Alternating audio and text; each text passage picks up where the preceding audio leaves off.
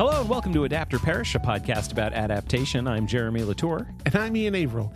And today we're talking about Lost on a Mountain in Maine. Sorry, everybody, but we're doing this. This is niche. This is real niche. Lost on a Mountain in Maine. This is amazing. Some of you are probably wondering what this even is. We literally have a listener who is not only a friend of ours, but is a dang Maine librarian, which is like the absolute core audience for this episode. Yeah. This episode is all about Maine. You'd know that because of the incredibly imaginative title, Lost on a Mountain in Maine. Yeah, it's real straightforward. All right, so let's go back for a second. This book is world famous in Maine. It was written in 1978, but it was based on a story that occurred in July of 1939. And I feel like I don't want to assume that people have never heard of it who aren't from Maine, but it's safe to assume people don't know it. But I know it has a bit of a life outside the state. But if you grew up in Maine, there is a huge chance not only that you read it in school, but if you're of a certain age, you may have also met the person that it's about. Right. And you 100% have heard of it. Yes. Yeah. There's no way you haven't heard of the book. If you went to school in Maine, you may have escaped reading it. Which, I mean, sorry for you, because it's great. I love it. Let me give the back of the book really quickly. When 12-year-old Don Fendler gets impatient with his father and brother as they stand on the summit of Maine's highest peak, he decides to find his own way back to camp. But Don doesn't count on a fast-moving fog that obscures the path. He doesn't count on falling down an embankment that hides him from sight, and he doesn't count on taking a turn that leaves him alone to wander aimlessly for nearly 2 weeks in the empty mountain wilderness.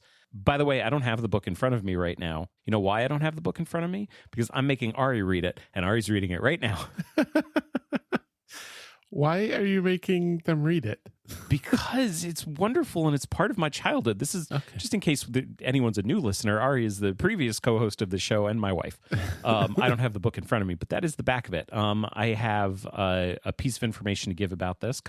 I have a couple of pieces of information to kind of flesh that out with and also quibble. This all took place in July 1939. Don Fendler was just a kid at that point. He was born in 1926. The book wasn't written until 1978, but this was famous. Like, this was in newspapers across the country when it actually happened. And the mountain that they're talking about is Mount Katahdin in Baxter State Park. If you're from Maine, those are names you've heard many times, probably. Things that you are, once again, at least familiar with. Exactly. If you may never have been up there, that's another thing we need to talk about is kind of some geography of Maine and our Maine bona fides.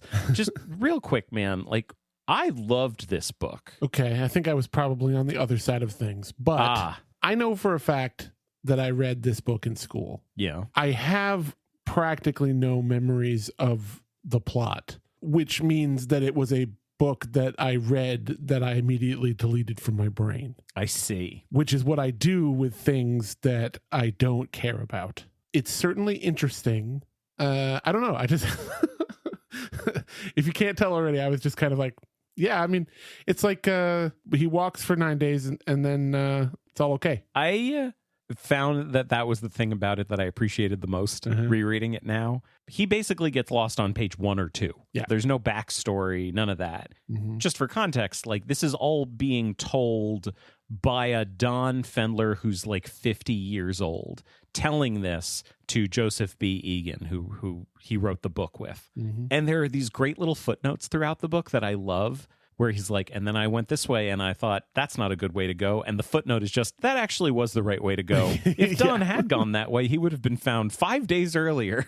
And I love those footnotes because what's happening outside of his experience is not really the story. The story is what happened to him those 9 days. The afterword is the first time that you find out anything about what was happening outside his experience, what was happening with his parents, what was happening with the people who were looking for him.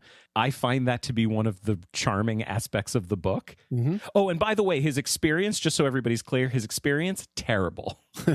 Like, just awful. Yeah, I agree. I really like the format of the book, like everything you just described about the footnotes and the afterword. This is like a good time for Ian's audiobook corner, but the audiobook was pretty good. The person reading the young, I don't know how old they were because they're a voice actor. Yeah. Voice actors notoriously can do all kinds of age sounding voices. Mm-hmm. But the actor who read the like direct Dawn parts did a very good job of sounding like a young man from a bygone era. Yeah. And so that was a good job. And then it was cool because then the footnotes and the afterwards are just run by like a more clinical sounding person. Yeah. The audiobook had that nice dichotomy of the two parts.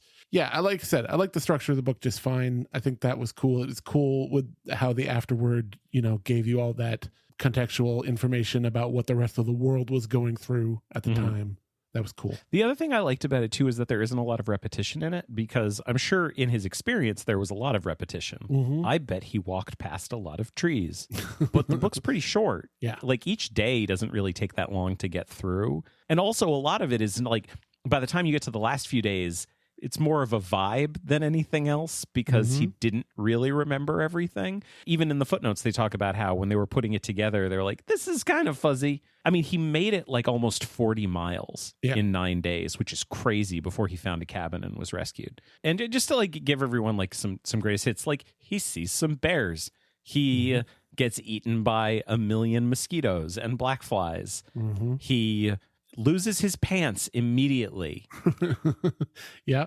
And then his shoes. And so he spent 9 days in the woods with just his underwear and a jacket and no shoes. It's a hard experience. We got to remember, he waits decades before he's like laying this all down in a story to somebody. This is a story that not only happened to him when he was 12, and then he spent decades piecing it together, and that can be good for like the recollection of something, but it can also be bad. It is a true story, but his specific depiction of everything that happened, we got no idea. Like, here's one of the things I love about that, though, because one of the things that happens on like the second day, he has a vision, and it is detailed and insane, and I love it. He sees a person that he was on the trail with, and then he sees like dudes in cloaks and then a guy on a horse. It's crazy. Yeah, his interior stuff is way more interesting and metal for a guy, like a kid from the 30s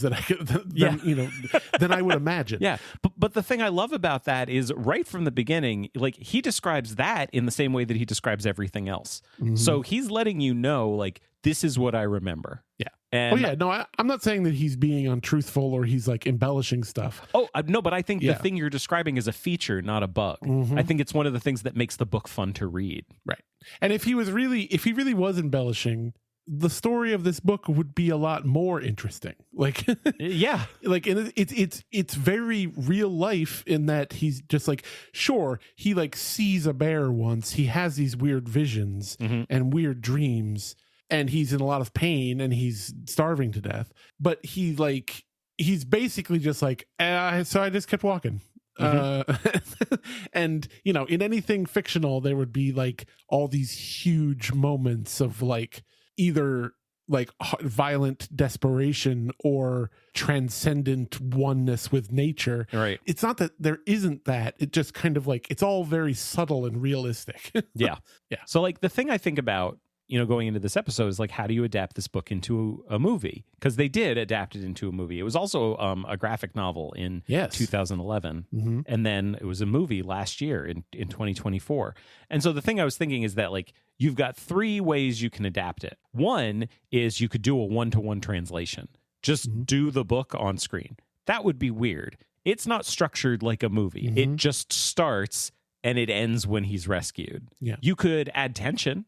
Like that would be the Hollywood thing to do. Maybe change his character a little bit, make him not such a nice little kid. Maybe he's got something to prove. Maybe we see some backstory. Maybe we see some stuff with his family, Yeah. And that way you could make it more of a 3-act thing where like you could have Act 1 to meet everybody, and then he gets lost at the end of Act 1, and that's what takes us into Act 2. I think that's what most people would do. And spoiler alert, that's what the movie does. Well, it's like, it was interesting to me that the comic book version, which he called something else, which was interesting, Lost Trail. I thought that was Lost Trail, 9 Days Alone in the Wilderness. I have it in my hand right now. Yeah, really quick, because I think we're going to talk about the movie more. Yeah, the graphic novel was written by Don Fendler and Lynn Plord, who is like longtime children's author, illustrated by Ben Bishop. It's just really nice black and white illustration. Yeah, It's I like very the straightforward, but like it goes back a little bit. We do get a little bit of a prologue before he gets lost. We get to meet his family. We meet his dad. We find out a little bit more. There's like, it was weird reading it, having read the book so many times when I was a kid, that like, oh, here's more information. You made this observation as we were kind of going and doing research about this episode. Like, I was trying to do a little bit of research just to see if, like if there was stuff of people being like, actually the depiction of this in the book is like very untrue and dishonest, or like, there's like, and no, there's none of that, because it's a book that is not only very old, but very like regionally contained. And so there's no discourse about this book. Yep.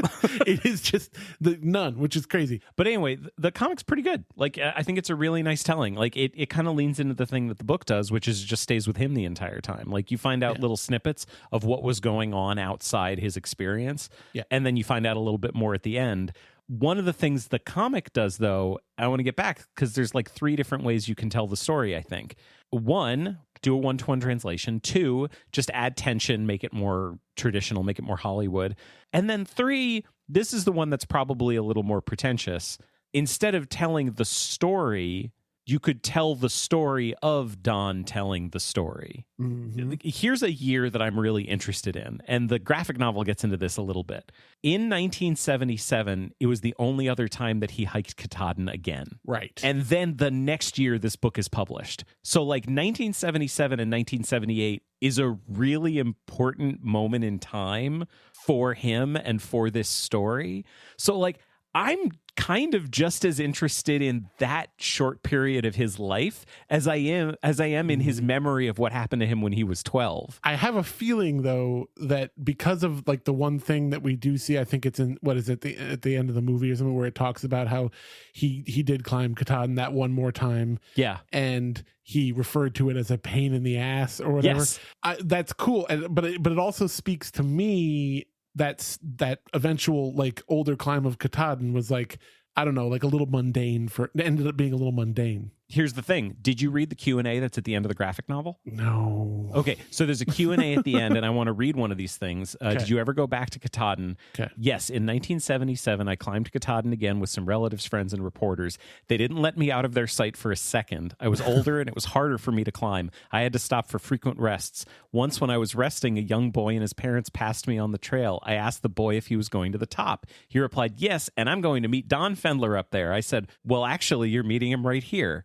He didn't believe me and raced ahead. I've been to the base of Katahdin many other times to give talks. Each time I return, the rangers tease me as soon as I arrive in Baxter State Park. They get on their 2-way radios and spread the word. He's back. Keep your eyes out. Don't let him get lost again. That's the part that I find really interesting. And I will say this. I cried 2 times getting ready for this episode. Okay. I cried at the end of the movie, and I cried at the end of the graphic novel. Wow. Because one of my buttons is like stories extending beyond ourselves, like our story lasting through generations.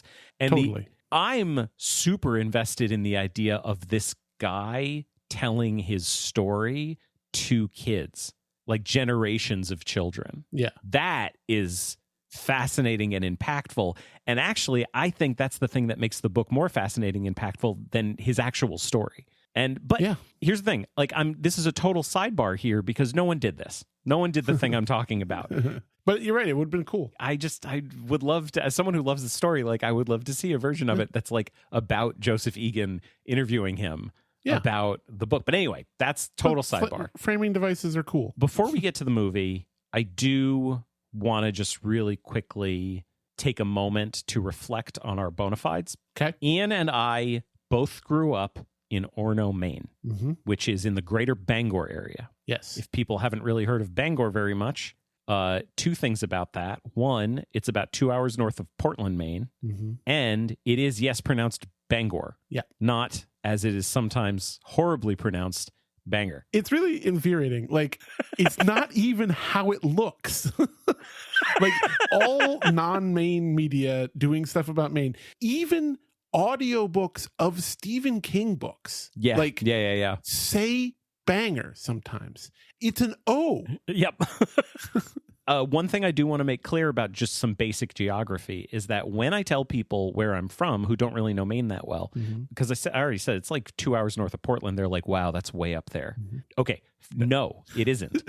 In fact, have no idea. there is literally an entire region of Maine called Down East. Yeah. And Bangor is down east. This is the southern half of the state, basically. Yeah, this is the populated side of the state. Right? There's also up north. Yeah. When you get north of Bangor, that's when you start to get to like up north. Baxter State Park and Katahdin, these are near a place called Millinocket, which is like, this is up north. This is in thousands of acres of just trees. Yeah. That's all it is. It is so far up there. So when I hear people say that like, oh, you're from the Bangor area? That's way up there. Like, no, it isn't. No, it absolutely isn't. That's cute. The movie says Bangor right, by the way, which is something that I love about it. It does. It says it perfectly. Yeah, well, let's talk about the movie a little bit more. So the movie came out in 2024. This was a labor of love. We've talked about it many times. We always ask, did the people who made this movie care about the book? This is one of the few times where there is actual like evidence in the movie for how much the makers cared about it, because one of the producers literally in the credits put like, I need to tell a little story about how much I like the book. So one of the producers is this guy, Dick Boyce. And in the credits, like after like they do all of the Don grew up and did this and talked to children and everything, Don Fendler's story has been passed down from generation to generation, inspiring readers and adventurers young and old. One of those readers was 12-year-old Jim Boyce in 1939. Jim and his wife Joan read the book to their son Dick, who carried the tradition to his wife and children, leading to a lifelong passion to share Don's story. It took 30 years to make this movie a reality. Like, thank you. Thank you for making our job easy. Spoiler alert, yes, they cared about the source material. Yeah. Now, wouldn't it have been amazing if that heartfelt connection to the book story had been the story of the other major producer, or one of the other major producers of this film, Sly Stallone? It's crazy. Who was like the face of this movie on the production side, essentially. Yeah, well, like it's at the top of the poster, produced by Sylvester Stallone. He was the closest thing this film had to like a celebrity selling point. But one of the, like, and this is inside baseball, but like one of the things that kind of amazed me, and I just want more information, but that information doesn't seem to be readily available, is what does it mean produced by Sylvester Stallone? Because usually what happens with these things is when there's like a big famous person who wants to see this get made and they like help the money happen, they're executive producers. Right. Yeah, but it's interesting. I don't know. I wish I knew his direct connection to it. Yeah, but like I don't even think we need to talk about it anymore because it doesn't really have much bearing on it. Like I mean, it does, because like when this movie was coming out, that's the only thing my dad talked to me about. He was like, yeah, because of course, like theaters in Maine had big events about it. Sure. Like our local theaters, both when the movie was coming out, they were like, this movie was probably not on a lot of screens in other parts of the country. It had its world premiere at like the Maine International Film Festival. Exactly. In Waterville, which is becoming a very nice film festival, and I should really go someday. Basically, Stallone is a big enough part of the like campaign of the movie that it causes people like my dad to come to their sons and be like, do you see that there's this Lost on a Mountain in Maine movie directed by Sylvester Stallone? Like it's that kind of thing. Like, I want to be clear, just so everybody knows, I'm laughing because it is directed by Andrew Boodoo Keitlinger. It's not directed by Sylvester Stallone. But written by Luke Paradise, by the way. But that's the point I'm making about like Stallone's outward facing contribution to this movie. You tell him like, no, Stallone didn't direct it. He just plays the kid.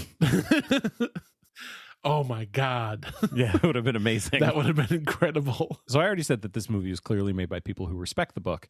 But like, I'll also say this, it's made by competent filmmakers. Like I was worried. I was worried that this was going to be a very particular type of movie, or really one of two particular types of movies. One is the like ultra low budget, no oversight, amateur kind of thing, which has its charms. It definitely has its charms. But often what happens with movies like that is their reach exceeds their grasp. The other type of movie are the like, I don't know how to say it delicately. I was worried because one of the things that comes up in the book a lot is that Don's he comes from a religious family and he prays a lot. I was worried that this movie was like one of those movies. Yeah. I was too. It is not. Well, first of all, it is not but let me just say that I was double worried it was going to be, because I was just going through the trivia on IMDb, or no, not the trivia, but the reviews on IMDb, which are never a good idea to look at. No. But I happened to be just like going through it, and there was somebody that specifically was like, this was produced by the Christian film production company Angel Pictures, which makes all those like Christian films. And I was like, oh man, but this was just before I watched it. And then I watched it and I was like, this person was just straight up lying. It is not made by that production company at all. Like, I kind of like it because it's a movie that is accessible to lots of different people, and people can watch it and find the thing in it that they want because it is there. But it is not a movie that like is just a thinly veiled message. No. That like only exists to deliver, and it's not devoid. It's not devoid of the faith stuff either. No. Like it's got interest, but it does it in interesting ways. Like when he has his vision of Pomola, which is a Penobscot native, like, you know, deity of some kind. The book, I was worried about that stuff too. I mean, the book, when I was reading the book, it's a little racist. Well, a little bit, but I was happily surprised to discover that actually is the name of the deity. Yes. And that it actually is like a deity that like lives on the top of Katahdin and is considered responsible for all the like thunderstorms that are dangerous. Yeah. But anyway, he has a vision of this god who has like the body of a man, the head of a moose, and the wings of an eagle or a falcon or something. First of all, it looks cool. Like it's very like you don't get it's, you know, you just kind of get a silhouette in the movie. Like it's a low budget movie, but it's not a no budget movie. Yeah, there's a CGI shot in this movie, and it's of a weird moose chimera that he has a vision of. By the way, I do just want to interrupt for a second. So Don is played by a young actor named Luke David Blum, who is... Oh, yes. Yeah. I just want to say briefly, he was really good. I thought he was great. Yeah, nothing like detailed to say about it. Just I want to mention his name because he's really good. Anyway, please continue. Great young actor. So he sees Pomola. You know, so he has a vision of Pomola like coming down and then kind of sheltering him. Yeah. Which is obviously has got some very like guardian angel like vibes, but there wasn't anything outlandishly, the kind of thinly veiled message stuff that you're talking about. Here was the thing that I was worried about at the beginning, is there is a new aspect that they've created, which from everything I can see was like totally made up for the movie. There is now an arc, and it has to do with him and his dad. Yeah. And there is a lot of dad stuff in this.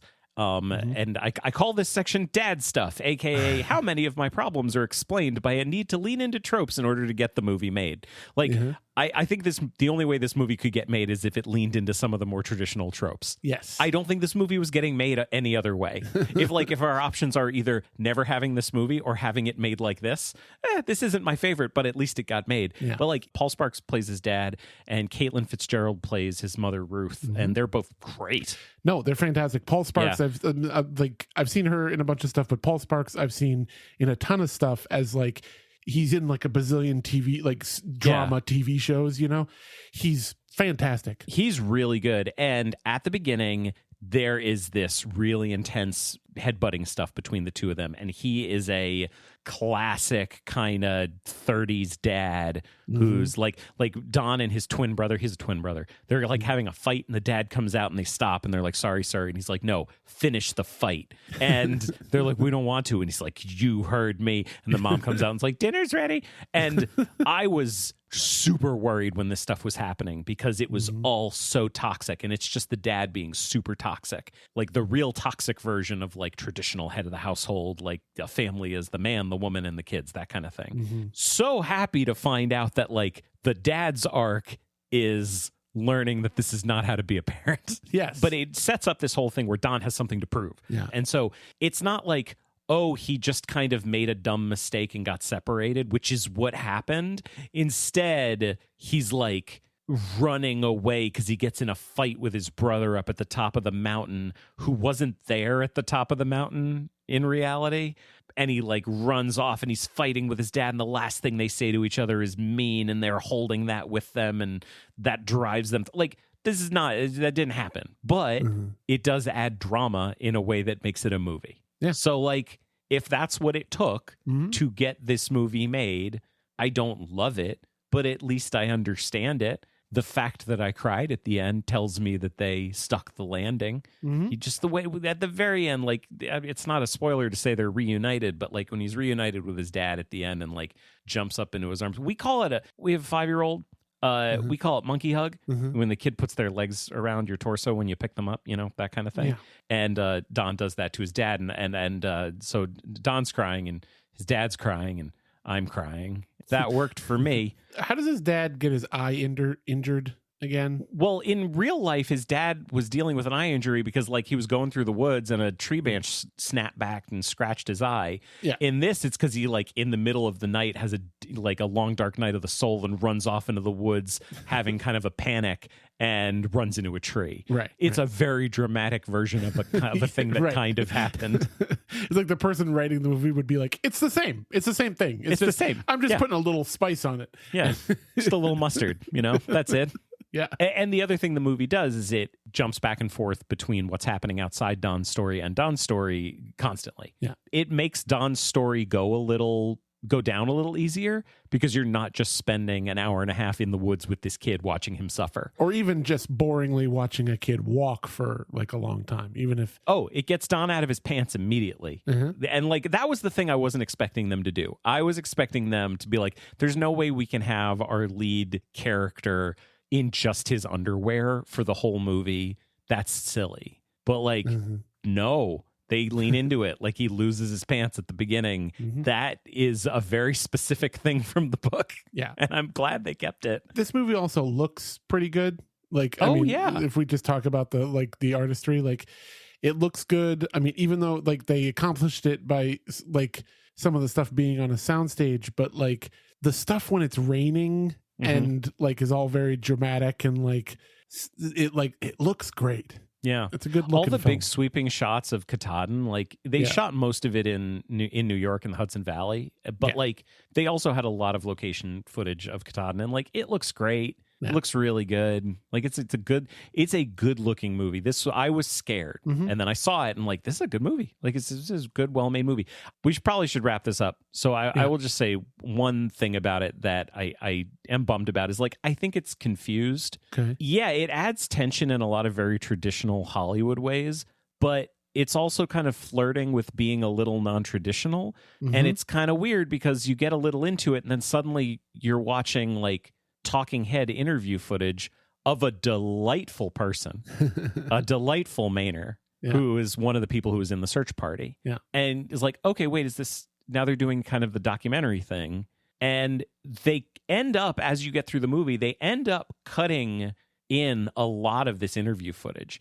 You end up meeting his brother as an older man. You meet his mother. I didn't like this. No. Even though I liked all of the interview, I thought it was all good. Like all of the actual interview footage was good. I thought it made the movie really confused. Yeah. Like it was more like a behind the scenes feature, because there were moments where his brother would say, yeah, I mean, there was this thing that happened to me where like I saw a dead bird and I cried. And then they immediately show that in the movie, like they depict it dramatically. Right. So all it's doing is it's making it like, now I already know, like I heard that, and so that's why it feels more like a special feature. It's like we actually went back to real stories to make our movie. That's great, but it doesn't actually help the movie at all. No, it's the kind of thing where it's like a small percentage of that stuff that was shown would have worked well, like playing over the end credits or something, maybe, that was interesting, but I think it was like an experiment that didn't quite work. But bottom line, man, we got a Lost on a Mountain in Maine movie. And it was pretty good. Yeah. It's crazy. I like this movie.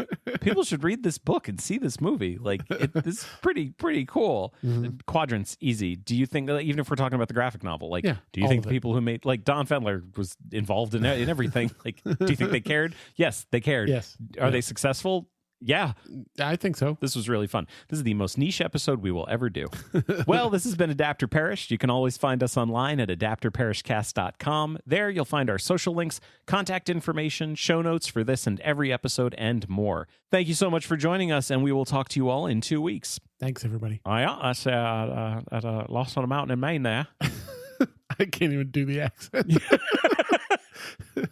I can do little things, but it's like I can't even.